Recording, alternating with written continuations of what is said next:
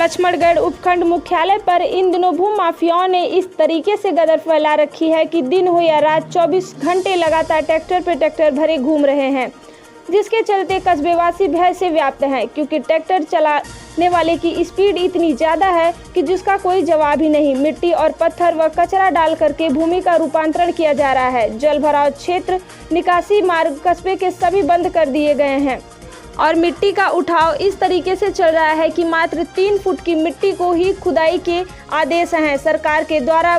यहाँ पर 20 से 30 फुट तक मिट्टी का खदान आप देख सकते हैं। अब वर्षा ऋतु में इन गहरे गहरे गड्ढों के अंदर पानी भरता है और गांव के ही छोटे छोटे बच्चे इनमें नहाने पहुंचेंगे और तैरने के चक्कर में इन गहरे गड्ढों में डूब करके मासूमों की मौत भी हो सकती है।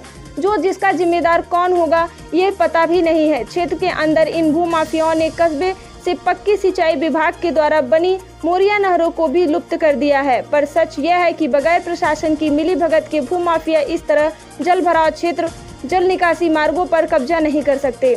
कस्बे के अंदर स्टेट हाईवे 44 पर हो रहे निर्माण को लेकर आज बंद तो करा दिया गया है, पर बंद के बावजूद भी निर्माण कार्य जारी है। फिर ऐसी क्या अधिकारियों के आदेश जिनकी अवहेलना कर रहे हैं भू माफिया, और अधिकारियों को भी शिकायत पर शिकायत जारी है, पर इन्होंने सीट छोड़कर कार्रवाई तक करने का नहीं सोचा है। कस्बे के अंदर इन दिनों ट्रैक्टरों की आवाजाही चल रही है कि चक्कर के हिसाब में होड़ लगी हुई है कि कौन कितने अधिक ट्रैक्टर काटेगा।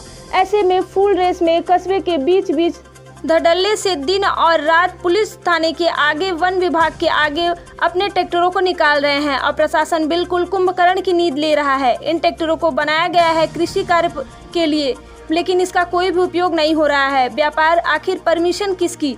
शिकायत पर शिकायत जारी है, इनके कानों पर जू तक नहीं रेंग रही है। भूमि के रूपांतरण किए बगैर ही भूमि का निर्माण किया जा रहा है, भराव किया जा रहा है। ऐसे में स्थानीय नायब तहसीलदार लक्ष्मणगढ़ ये कहते हैं कि मेरे पास 91 रिपोर्ट करने का आदेश ही नहीं है, मैं कैसे इनके खिलाफ कार्रवाई करूं?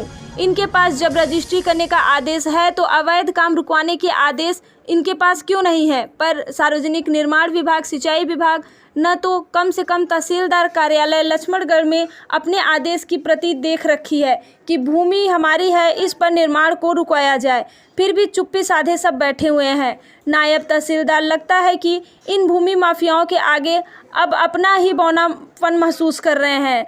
नायब तहसीलदार स्थानीय प्रशासन, वाह रे प्रशासन, तेरी भी खेल निराले हैं।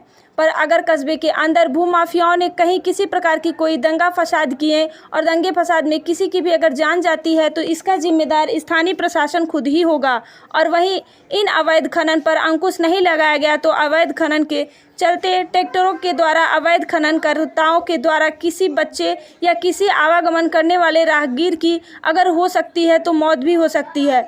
और अगर ऐसा होता है तो यहाँ का स्थानीय प्रशासन यहाँ पे खुद भी जिम्मेदार होगा, क्योंकि जब शिकायत पर शिकायत जारी है तो कार्रवाई क्यों नहीं हो रही है? ऐसा कैसा प्रशासन है जो कि किसी भी शिकायत का कोई निपटारा नहीं कर रहे हैं और मुख्यमंत्री तक शिकायत जारी कार्रवाई कुछ नहीं है। चुनाव समय में कांग्रेस पार्टी के द्वारा कहा गया था कि अब होगा न्याय, पर लक्ष्मणगढ़ में हो रहा है अन्याय।